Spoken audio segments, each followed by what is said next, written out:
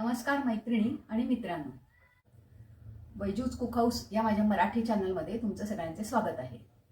आज मी कॅमेरासमोर एक विनंती करण्याकरता आहे। पहिली विनंती म्हणजे की हे जर चॅनल तुम्ही सबस्क्राईब केलं नसेल किंवा माझं इंग्लिश चॅनल बैजूज कुक हाऊस हे पण सबस्क्राईब केलं नसेल तर ते दोन्ही चॅनल प्लीज सबस्क्राईब करा। तसेच जो व्हिडिओ तुम्हाला आवडेल त्याचा थम्सअप असं जे असतं त्याच्यावर टिक करा किंवा टॅग करा।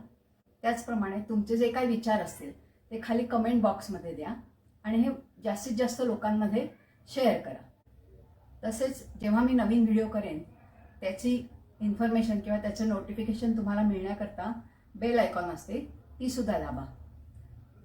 धन्यवाद। ही जी दुधीची भजी मी आज प्रथमच करते, त्याच्याकरता मी भोपळा किसून घेतलाय, त्याचं पाणी काढलंय आणि आता त्याच्यात एक एक करून मसाले घालते। म्हणजे पहिल्यांदा ओवा घातलाय, मग जिरं, मग वाटलेली हिरवी मिरची, वाटलेली नसेल तर बारीक चिरून घाला, मीठ, थोडा खायचा सोडा आणि हळद।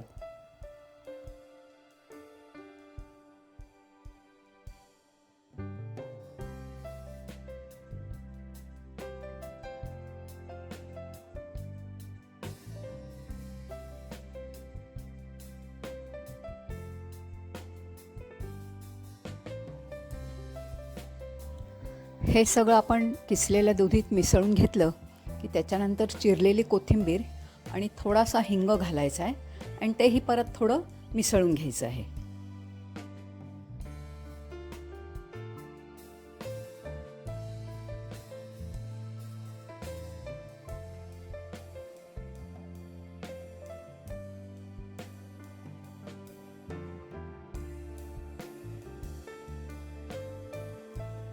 त्यानंतर भज्यांकरता आवश्यक असणारं चणा डाळीचं पीठ ते आता आपण घालूया आणि कुरकुरीत भजी होण्याकरता थोडंसं तांदूळाचं पीठ पण घालूया। हे पिठाचं प्रमाण तुमचं दुधीला पाणी कितपत राहिलं आहे यावर अवलंबून असेल।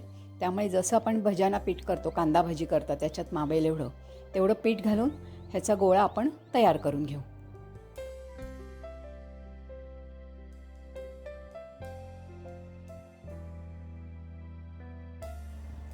हे तयार करताना एकीकडे मी तेल तापत ठेवलं होतं, आता कॅमेराचा फोकस आपण तिकडे करतो आहे।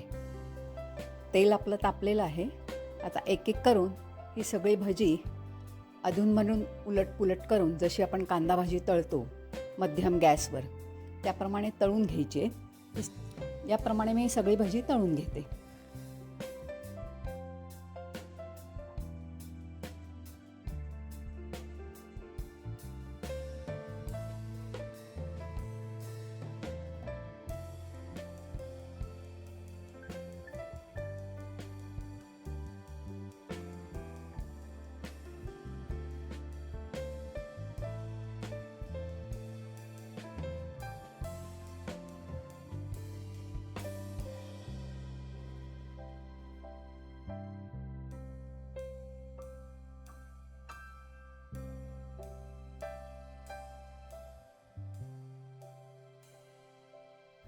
अशी ही दुधी भोपळ्याची भजी सगळी तळून तयार झाली आहे।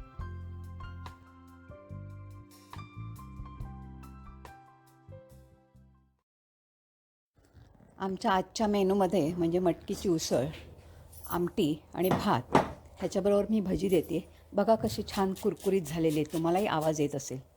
अशी ही कुरकुरीत भजी आणि भात, वरण भात किंवा आमटी भात हे खाण्याचा एक आनंद काही वेगळाच आहे। ही भजी मी प्रथमच केली पण मला खूप आवडली, त्यामुळे तुम्ही पण ही नक्की करून बघा आणि या व्हिडिओबद्दलच्या प्रतिक्रिया खाली कमेंट बॉक्समध्ये लिहा। व्हिडिओ बघितल्याबद्दल धन्यवाद।